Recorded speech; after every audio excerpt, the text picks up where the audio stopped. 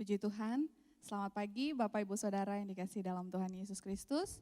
Pagi hari ini kita bersyukur karena Tuhan Yesus baik dalam kehidupan kita. Kita mau angkat setiap pujian penyembahan kita di hadapan Tuhan.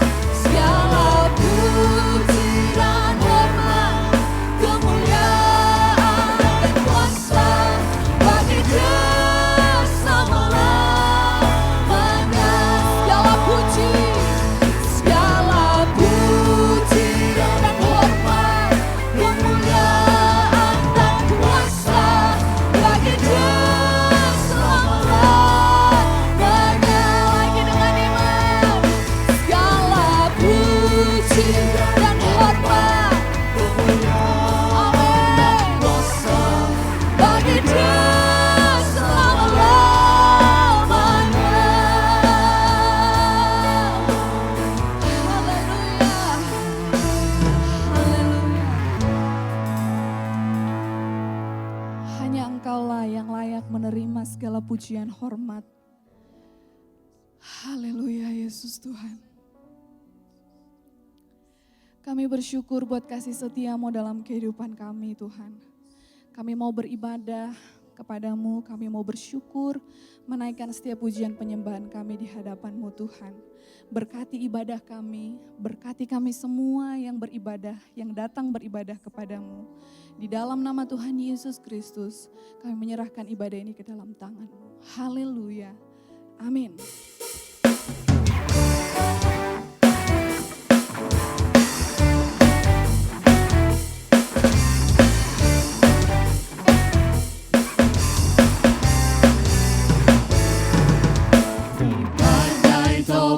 Dunia, Tuhanlah perlindunganku.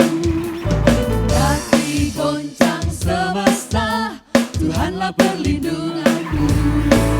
Baik siang maupun malam gelap, Tuhanlah perlindunganku. Saya takut lenyap, Tuhanlah perlindunganku. Ya Yesus Guru batu di dunia, di dunia, di dunia. Ya Yesus Guru batu di dunia, tempat berlindung yang teguh. Haleluya. Baik siang maupun malam gelap. Baik siang malam malam gelap, Tuhanlah perlindunganku. Niscaya takutku lenyap, Tuhanlah perlindunganku. Ya Yesus gunung batu di dunia, di dunia, di dunia. Ya Yesus gunung batu di dunia, tempat berlindung yang teguh. Ya Yesus gunung batu di dunia, di dunia, di dunia. Ya Yesus gunung batu di dunia, tempat berlindung yang teguh. Yesus perlindungan kita di gunung batu. Haleluya. Ya Yesus gunung batu di dunia, di dunia, di dunia. Ya Yesus gunung batu di dunia, tempat berlindung yang teguh. Ya Yesus gunung batu di dunia, di dunia, di dunia. Ya Yesus gunung batu di dunia, tempat berlindung yang teguh. Tempat berlindung yang teguh, tempat berlindung yang teguh. Haleluya. Yesus perlindungan, Dia gunung batu kita yang teguh. Allah yang perkasa. Haleluya. Tuhan Allah hadir di sini melawat setiap kehidupan kita. Tuhan Allah hadir di sini, Amin. di tengah umatnya yang memuji, mengucap syukur dalam namanya, Yesus Tuhan kita. Tuhan Allah hadir di sini, berkatnya dirasakan semua. Mari masyurkan kebesarannya, Allah yang perkasa. Haleluya, pujilah Dia di tempat kudus sekarang. Haleluya, tinggikan namanya, Allah yang perkasa. Dia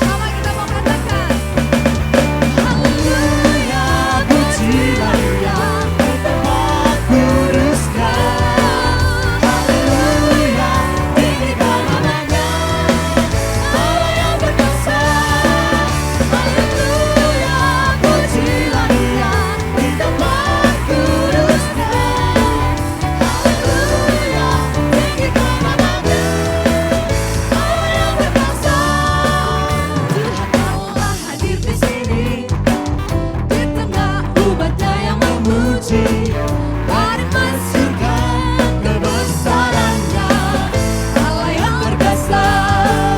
Mari masyurkan kebesaran-Nya, Allah yang berkuasa. Mari masyurkan kebesaran-Nya, Allah yang berkuasa. Allah yang berkuasa. Haleluya. Puji Tuhan. Allah kita Allah yang perkasa. Dia sanggup menolong kita di tengah situasi apapun. Sungguh kami bersyukur mempunyai Engkau Allah yang besar, Allah yang ajaib. Haleluya. Yesus Tuhan. Oh Yesus.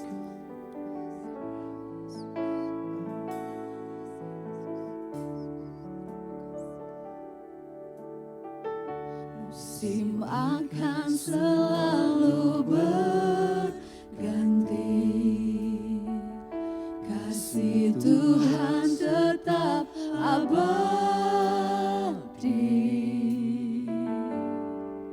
tak akan berubah sampai selamanya. Ku tetap percaya, ku yakin Tuhan memberkati, ku yakin Tuhan melindungi. Burung di udara Tuhan pelihara, karena kasih-Nya. Tuhan selalu menolongku. Tuhan selalu menolongku, selalu menjagaku. Sehelai di rambutku tak akan terjatuh tanpa seizin-Mu. Tuhan selalu menolongku, selalu menjagaku. Dia mengenyangkanku dan peliharaku seumur hidup.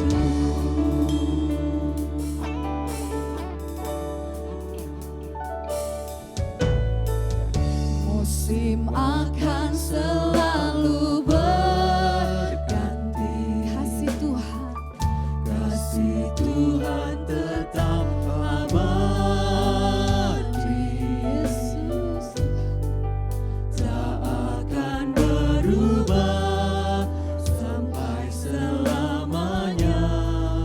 Ku tetap percaya, Ku yakin Tuhan ku memberkati. yakin Tuhan memberkati,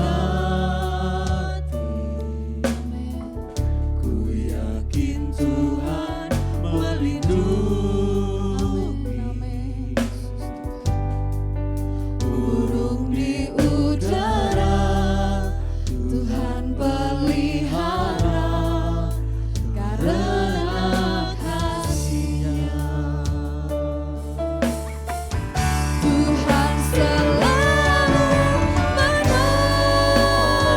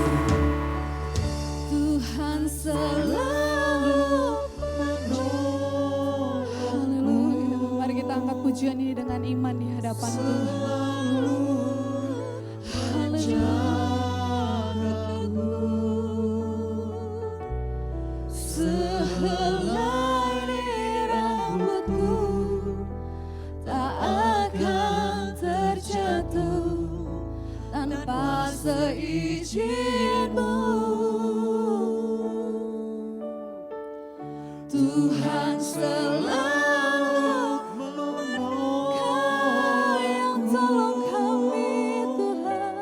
selalu Yesus. menjagaku. Dia mengenyangkanku Oh dan Yesus. peliharaku Haleluya. seumur hidupku. Lagi-lagi dengan iman katakan Tuhan selalu. Tuhan selalu menolongku, Tuhan hanya Kau. selalu menjagaku. Selai di rambutku tak akan terjatuh tanpa seizin-Mu. Tuhan selalu menolongku, Haleluya. selalu menjagaku. Haleluya. Dia mengenyangkanku dan meliharaku Oh seumur haleluya. Dengan iman kita katakan Tuhan selalu menolongku, selalu menjagaku. Kau yang jaga kami. selai di rambutku Amin. Kami percaya akan Tuhan. terjatuh Haleluya. tanpa seizin-Mu. Kau yang tolong kami. Tuhan selalu Yesus Tuhan selalu menjagaku. Dia mengenyangkanku dan peliharaku seumur hidupku. Tuhan selalu, selalu, Tuhan selalu menolongku. Haleluya, Yesus Tuhan.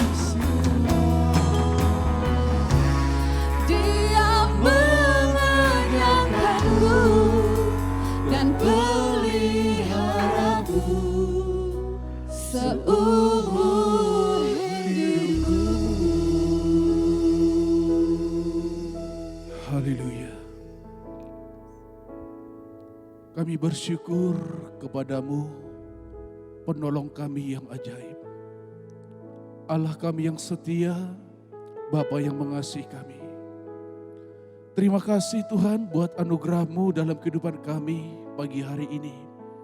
Kami kembali menghampiri tahta hadirat-Mu. Engkau bertahta atas kehidupan kami. Setiap pujian penyembahan yang kami naikkan di hadirat-Mu, kami percaya semuanya itu menyenangkan hati Tuhan. Dan sebentar Bapa yang baik, kami akan merenungkan sebagian pada firman-Mu. Kami percaya bahwa Engkau akan berfirman dalam kehidupan kami. Urapi hamba-Mu dan urapi setiap kami yang mendengarkan firman-Mu pada pagi hari ini. Kami sambut firman Tuhan dalam nama Tuhan Yesus Kristus. Haleluya. Amin. Puji Tuhan, selamat beribadah saudaraku yang dikasihi Tuhan. Ya. Kita bersyukur kalau hari ini kita masih kembali boleh beribadah bersama-sama. Secara fisik kita tidak bersama, tetapi saya sungguh yakin bahwa setiap kita yang beribadah pada hari ini, kita ada dalam hadirat Tuhan. Puji Tuhan. Pagi hari ini, renungan firman Tuhan saya beri judul, Gereja yang berkenan kepada Allah. Dunia sangat membutuhkan panutan saudaraku yang layak diteladani.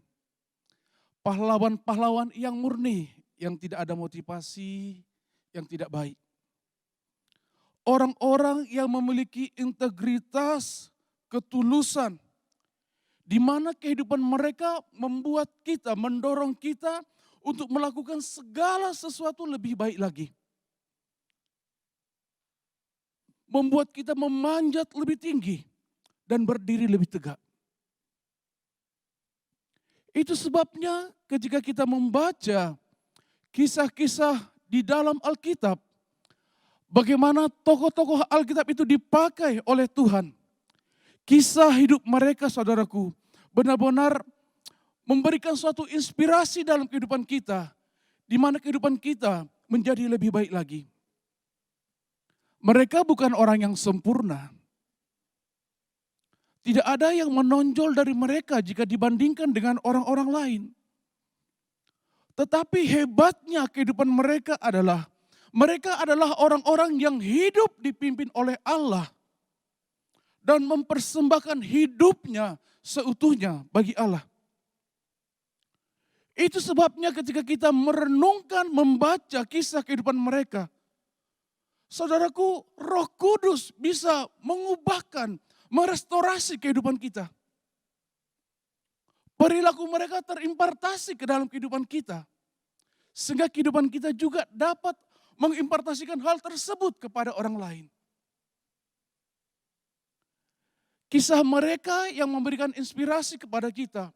Bukan ketika mereka menikmati berkat-berkat Tuhan. Bukan karena mereka mengalami kesembuhan dari Tuhan. Tetapi bagaimana mereka bertahan di dalam kesulitan. Hari-hari ini dunia menawarkan berkat. Dunia menawarkan hal-hal yang sifatnya sementara dan sifatnya jasmani. Tapi berbeda dengan Tuhan. Jadi semua tokoh-tokoh ini ditulis di dalam Alkitab untuk kita dapat merenungkan, mengingat kembali saudaraku. Walaupun mereka bukanlah pribadi yang sempurna, tetapi kehidupan mereka telah menjadi sebuah inspirasi yang dapat mengubahkan kehidupan manusia. Pagi hari ini kita mau merenungkan kisah dari seorang tokoh yang bernama Daud. Di dalam 1 Samuel pasal yang ke-13 ayat 14 berkata, "Tetapi sekarang kerajaanmu tidak akan tetap. Tuhan telah memilih seorang yang berkenan di hatinya, dan Tuhan telah menunjuk dia menjadi raja atas umatnya. Karena engkau tidak mengikuti apa yang diperintahkan Tuhan kepadamu." Dalam ayat ini dikatakan bahwa Allah sudah memilih seorang yang berkenan di hadapannya. Seorang Daud, seorang yang mudah berkenan di hadapan Tuhan. Daud itu lahir ketika Saul setelah 10 tahun memerintah. Dan kalau kita meruntut sejarah yang terjadi pada saat itu, Daud ini hidup, lahir, mulai bergerak dalam Tuhan, di mana Israel telah menyimpang jauh dari Tuhan.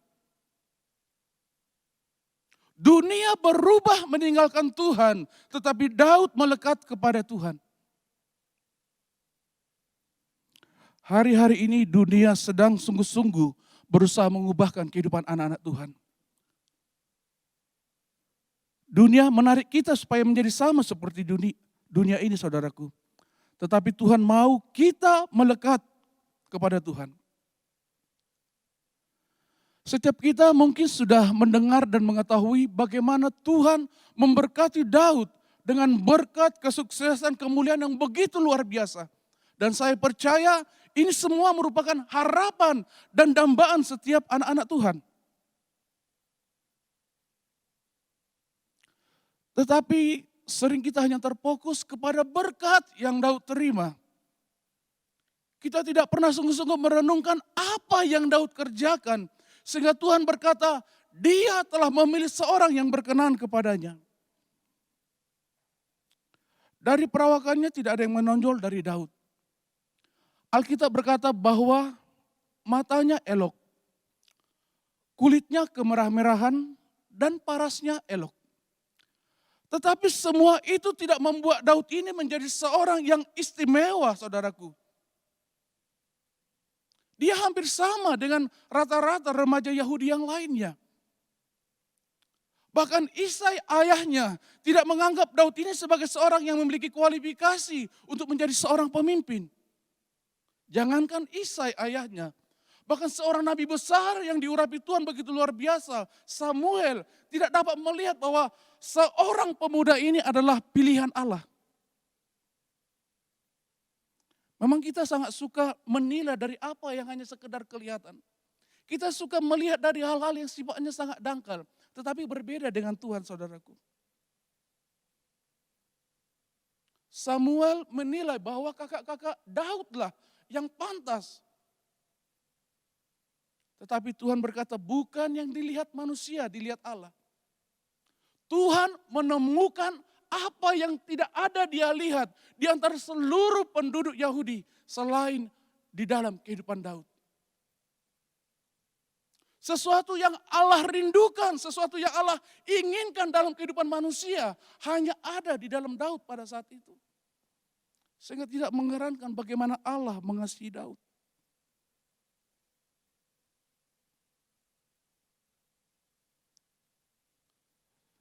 Kita mau melihat beberapa hal mengapa Daud berkenan kepada Allah. Dan itu juga menjadi landasan bagaimana kita menjadi gereja yang berkenan kepada Allah. Apa sih kualitas yang Allah lihat dalam kehidupan Daud, saudaraku? Sehingga Daud ini benar-benar menjadi seorang yang menyenangkan hati Tuhan, berkenan di hati Tuhan. Kualitas pertama yang Allah lihat dalam kehidupan Daud adalah kerohanian yang begitu kuat, begitu dalam kehidupan Daud. Rohnya saudaraku, benar-benar suatu roh yang hidup, yang melekat kepada Allah. Bukan yang tanggung-tanggung, bukan yang separuh-separuh dalam pengiringannya kepada Tuhan. Dikatakan Allah mencari seorang yang berkenan kepadanya. Apa artinya kerohanian yang dalam, saudaraku? Artinya adalah bahwa Daud adalah seorang yang mempunyai hidup seirama dengan Allah. Yang penting bagi Allah, penting bagi Daud. Kadang-kadang kebalikan, saudaraku, penting bagi Allah, tetapi tidak penting bagi gereja Tuhan. Apa yang menjadi beban bagi Allah, itu juga beban bagi dia. Karena dia seirama, selaras dengan Allah, sehati dengan Allah. Ketika Allah berkata, belok ke kanan, dia belok ke kanan. Ketika Allah berkata, hentikan itu dalam kehidupanmu, dia menghentikannya. Mengapa dia lakukan, saudaraku? Karena dia sungguh-sungguh mengasihi Allah dan ingin mempermuliakan Allah melalui kehidupannya. Ketika kerohanian kita mendalam, saudaraku, maka kita akan memiliki hati yang peka terhadap hal-hal yang berkaitan dengan Allah. Kalau kita bandingkan Daud yang berkenan dengan Allah, dengan Henok yang bergaul dengan Allah. Dalam Kejadian pasal 5 ayat 22 dikatakan, dan Henok hidup bergaul dengan Allah selama 300 tahun lagi setelah ia memperanakkan Metusalah. Dan ia memperanakkan anak-anak lelaki dan perempuan. Jadi Henok mencapai umur 365 tahun. Dan Henok hidup bergaul dengan Allah. Hidup bergaul dengan Allah. Artinya saudaraku, berjalan dengan Allah terus menerus, konsisten. Ya. Tidak hari ini berjalan, besok tidak seperti itu. Orang yang bergaul, orang yang berkenan dengan Allah adalah mereka yang hidup bersama dengan Allah setiap harinya. Ya. Bergaul dengan Allah mempunyai pengertian bukan hanya sekedar bergaul atau hidup bersama-sama dengan Allah, tetapi juga hidup berkenan kepada Allah. Jadi ini sangat menekankan bagaimana ia memiliki hubungan yang sangat pribadi dan intim dengan Tuhan. Dalam 2 Tawarik pasal 16 ayat yang ke-9, ini masih berbicara tentang kerohanian yang mendalam. Karena mata Tuhan menjelajah seluruh bumi untuk melimpahkan kekuatannya kepada mereka yang bersungguh hati terhadap Dia. Dalam hal ini engkau telah berlaku bodoh. Oleh sebab itu mulai sekarang ini engkau akan mengalami peperangan. Ini adalah firman yang datang dalam kehidupan Raja Asa, keturunan Daud, saudaraku. Raja Asa ini bukan seorang raja yang jahat. Dia juga seorang yang menyembah Tuhan. Dia juga seorang yang melakukan firman Tuhan. Tetapi dia tidak sungguh-sungguh, tidak sepenuhnya berbakti beribadah kepada Tuhan.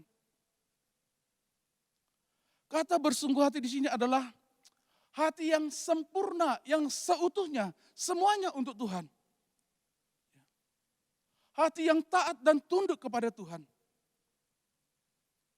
Jadi hati yang seluruhnya atau orang yang bersungguh hati, artinya saudaraku bahwa tidak ada bagian dalam kehidupannya di mana Allah tidak berdaulat di dalamnya.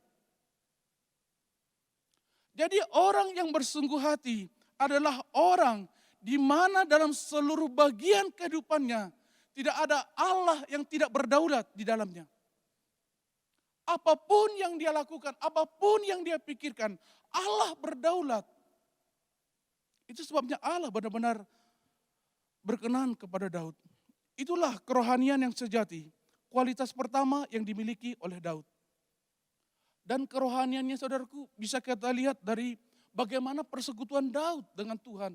Bagaimana kehidupan doanya, bagaimana rasa lapar dan hausnya akan hadirat Tuhan. Kita melihat dari imannya. Daud percaya sepenuhnya kepada Allah. Tentu setiap kita mengingat bagaimana Daud menghadapi Goliat. Secara fisik, secara manusia tidak mungkin Daud memenangkan peperangan itu. Tetapi karena imannya membuat dia menang terhadap peperangan tersebut. Daud adalah seorang yang beriman, saudara. Tetapi Daud tidak dibutakan oleh imannya. Banyak anak-anak Tuhan sungguh-sungguh beriman kepada Tuhan. Karena sungguh-sungguh berimannya kepada Tuhan, dia dibutakan oleh imannya.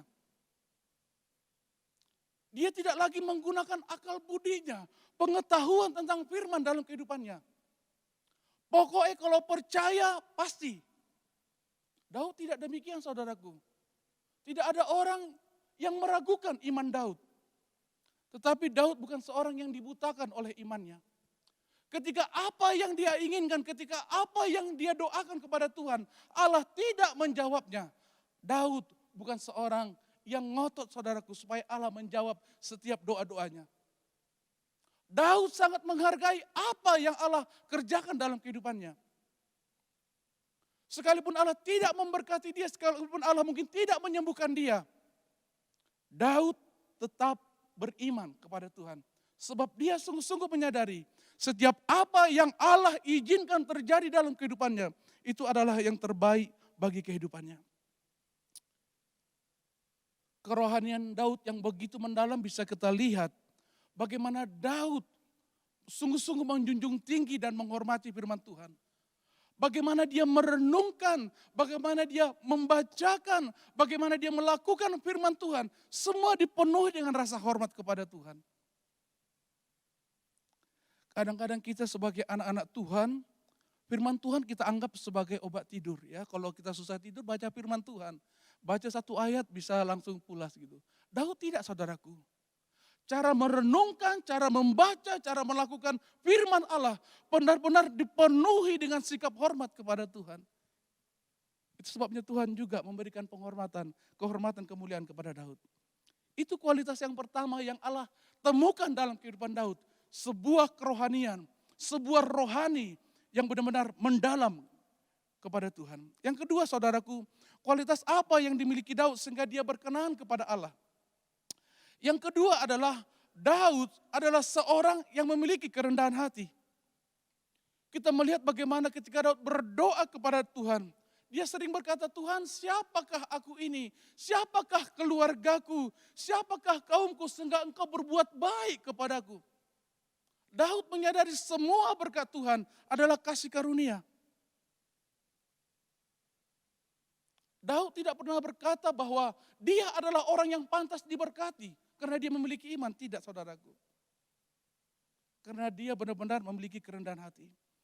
Amsal 18 ayat yang ke-12 berkata, tinggi hati mendahului kehancuran, tetapi kerendahan hati mendahului kehormatan. Ya. Jadi orang yang tinggi hati, sebelum dia memulai segala sesuatu, sebenarnya dia sudah hancur. Ya.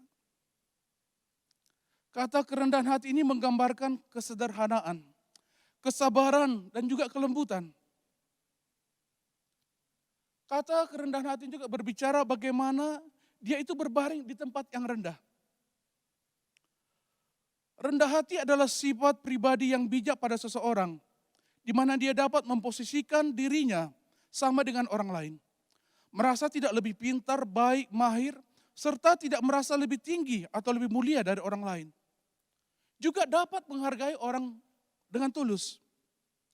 Seorang yang memiliki sifat rendah hati, mampu menerima kelebihan dirinya dan juga kelebihan orang lain. Ya. Bisa menerima perlakuan yang seolah-olah tidak adil dalam kehidupannya.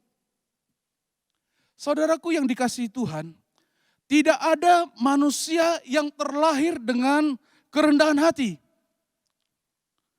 Tidak ada manusia lahir ujuk-ujuk dia sudah memiliki sikap rendah hati, tidak ada. Kerendahan hati itu bukan sifat alami manusia, saudaraku. Itu sebabnya kita memerlukan kasih karunia dari Tuhan untuk memilikinya. Kerendahan hati juga tidak dapat diperoleh dengan instan. Itu butuh proses, butuh waktu. Sehingga bukan sesuatu hal yang mudah, saudaraku. Tetapi perlu juga kita camkan bahwa sifat atau sikap kerendahan hati itu adalah panggilan kepada setiap orang yang percaya. Inilah yang Tuhan lihat dari kehidupan Daud. Bagaimana Daud ini sekalipun tidak dianggap oleh orang tuanya, dia tetap setia dalam mengerjakan tugas-tugas yang diberikan oleh ayahnya. Dalam Mazmur pasal 78 ayat 70 dikatakan, dipilihnya Daud hambanya, diambilnya dia dari antara kandang-kandang kambing domba. Allah melihat, saudaraku, ada sikap hamba, ada hati sebagai hamba dalam kehidupan Daud. Orang yang memiliki hati seperti hamba, sikap hamba adalah seorang yang rendah hati. Seorang hamba hanya mempunyai satu tujuan, yaitu membuat orang yang dia layani menjadi lebih baik atau lebih sukses.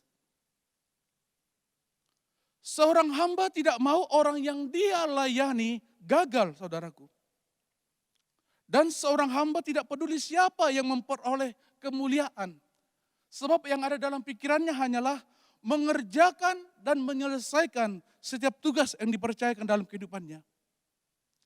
Jadi jika kita memiliki kerohanian mendalam, kita memiliki kerendahan hati, saudaraku, seperti Daud, Allah sedang melihat suatu kualitas di mana kita dapat disebut sebagai gereja yang berkenan kepada Allah. Yang ketiga, saudaraku yang dikasihi Tuhan, kualitas apa yang dimiliki Daud? Yang ketiga ini adalah integritas atau ketulusan hati. Saudaraku yang dikasihi Tuhan, Daud itu dunianya berubah. Dunia sekelilingnya berubah, tetapi Daud tidak berubah, saudaraku. Ketika ada atau tidak orang lain yang melihat kehidupannya, dia tetap sama. Dia tetap seorang yang tulus di hadapan Tuhan. Itu sebabnya dikatakan Allah memilih Allah memilih Daud untuk menggembalakan Yakub umatnya. Allah tahu bahwa Daud dalam posisinya sebagai raja, dia akan memimpin bangsa Israel untuk hidup di dalam ketulusan. Orang yang tulus adalah orang yang mengasihi Tuhan tanpa syarat. Yang dalam melakukan segala sesuatu tidak akan menuntut upah. Orang yang tulus tidak akan mengeluh atau menggerutu ketika mereka mengerjakan tugas-tugas pelayanannya. Hari-hari ini kita melihat bahwa manusia berusaha menampilkan dan memberikan kesan yang bagus dari tampilan luarnya. Hal itu tidak salah sebenarnya ketika kita memberikan kesan kepada orang lain, saudaraku. Itu penting.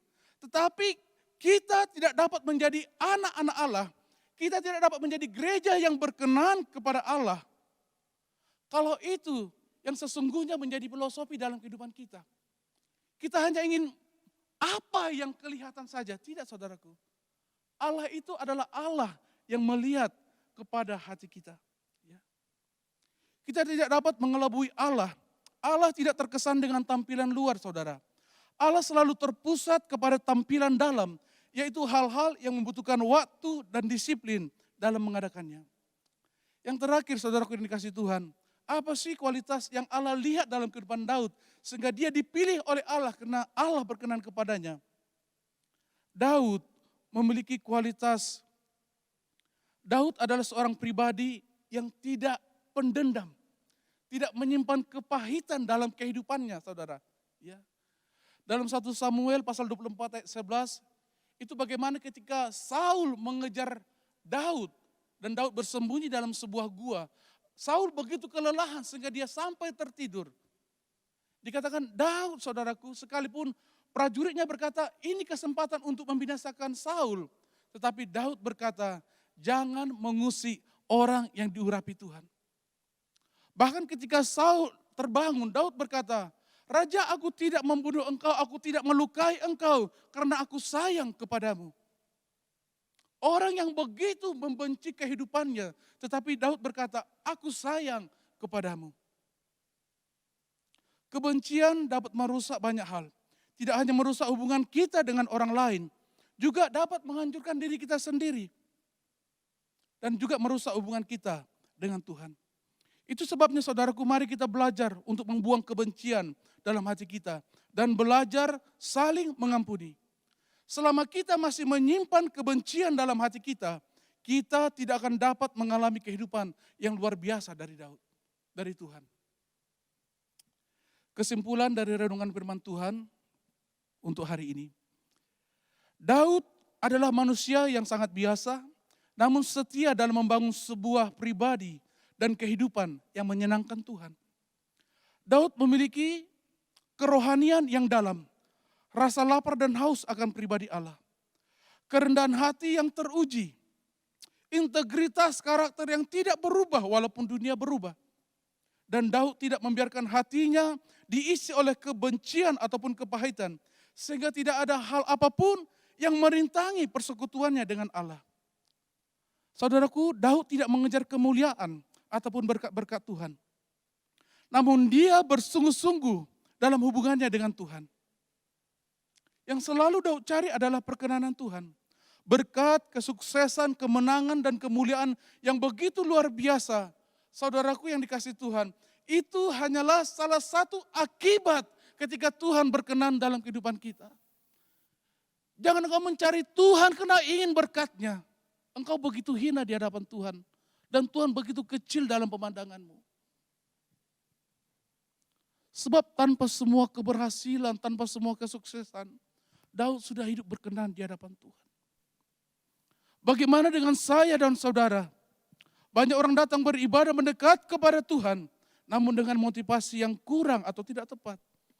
Bahkan tidak sedikit juga yang sungguh-sungguh percaya beriman bahwa mujizat dan berkat Allah itu pasti dinyatakan. Namun terlalu sedikit yang sungguh-sungguh mencari perkenanan Tuhan. Perkenanan Tuhan bukan merupakan alasan supaya kita diberkati. Tetapi perkenanan Tuhan akan membuat kita memiliki kehidupan yang luar biasa dan kehidupan yang berdampak. Dan itulah yang Allah inginkan dalam kehidupan gerejanya. Jangan kejar berkat Allah. Sebab berkat adalah hal yang sangat sederhana dalam kehidupan anak-anak Tuhan. Kejar perkenanannya, maka hidupmu akan diubah menjadi kehidupan yang begitu luar biasa. Dan kehidupan yang dapat mengubahkan orang-orang lain. Puji Tuhan, Tuhan berkati kita semua.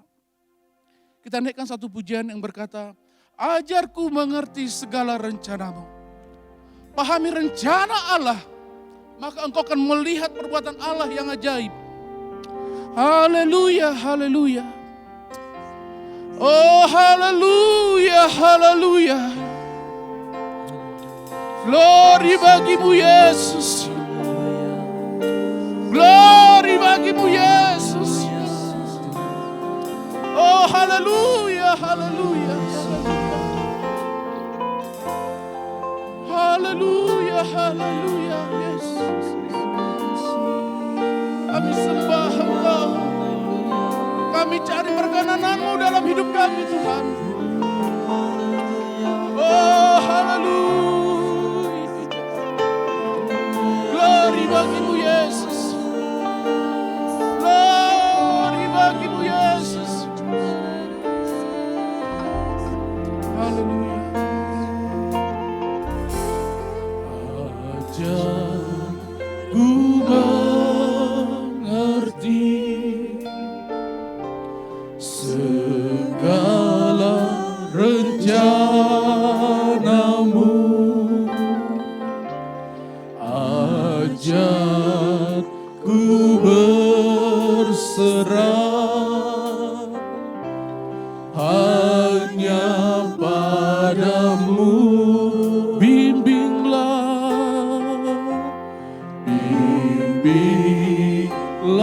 jalanku dalam terang firman-Mu. Ajar ku berharap hanya padamu. Bapakku, Bapakku, ajaib segala rancangan. Tuhanku, Tuhanku, heran perbuatan-Mu. Engkau sanggup, Engkau sanggup mengadakan segala yang ku perlukan menurut kehendak-Mu terjadi. Bapakku ajaib, Bapakku ajaib setiap rancangan Tuhan dalam kehidupan kita. Ajaib setiap rencana Allah. Tuhanku, heran perbuatan. Engkau sanggup, Engkau sanggup mengadakan segala yang ku perlukan menurut kehendak-Mu terjadi. Haleluya, haleluya. Oh haleluya. Ajaib Engkau Allah kami. Ajaib perbuatan-Mu Tuhan. Haleluya, haleluya. Glory, glory, glory bagimu Yesus. Haleluya.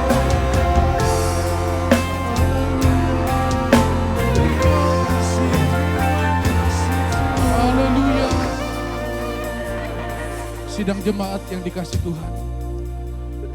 Mungkin engkau merasa hari-hari ini begitu banyak kebutuhanmu.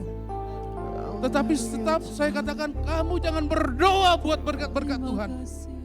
Berdoalah supaya hidupmu berkenan kepada Tuhan. Sebab akibat perkenanan Tuhan, maka engkau melihat perbuatan Allah yang luar biasa. Apa yang belum pernah engkau pikirkan, apa yang belum pernah timbul dalam hatimu, Allah sediakan bagi orang-orang yang Dia kasihi. Jangan cari berkatnya. Itu terlalu mudah bagi Tuhan. Carilah perkenanan Tuhan. Maka hidupmu menjadi kehidupan yang luar biasa. Hidupmu berdampak bagi orang lain. Allah tidak pernah kekurangan berkat. Allah tidak pernah kekurangan cara untuk menolong setiap umat-umatnya. Tetapi Allah merindukan umat-umat yang berkenan di hadapannya. Haleluya. Bapakku, ajaib segala rancanganmu. Ajaib segala rancanganmu. Tuhanku, Tuhanku, heran perbuatanmu. Engkau sanggup, Engkau sanggup mengadakan segala yang ku perlukan menurut kehendak-Mu terjadi. Sekali lagi, Bapakku ajaib segala rancangan-Mu. Bapakku ajaib segala rancangan. Oh Tuhanku, Tuhanku, heran perbuatanmu. Engkau sanggup mengadakan segala yang ku perlukan menurut kehendak-Mu. Menurut kehendak-Mu ya Tuhan. Menurut kehendak-Mu. Menurut kehendak-Mu. Menurut kehendak-Mu. Terjadilah. Berkati Tuhan seluruh sidang jemaat-Mu. Dalam segala pergumulan mereka, ajar kami bahwa ada lebih penting daripada segala pergumulan kami, yaitu memahami rencana Allah dalam hidup kami. Sehingga kami menjadi gereja yang berkenan kepadamu. Ketika Engkau berkenan kepada kami, begitu banyak perkara yang ajaib akan Engkau kerjakan. Berkati seluruh sidang jemaat-Mu. Teguhkan iman percaya mereka ya Tuhan. Sehingga benar-benar mereka melihat, mereka mengalami kemuliaan Allah yang ajaib. Terima kasih Bapa yang baik. Saudaraku yang dikasihi Tuhan. Terimalah berkat dari Allah Bapa, Putra dan Roh Kudus. Yaitu dalam nama Tuhan Yesus Kristus. Haleluya. Amin. Puji Tuhan, selamat hari Minggu. Selamat beribadah seluruh sidang jemaat yang dikasihi Tuhan. Haleluya. Amin.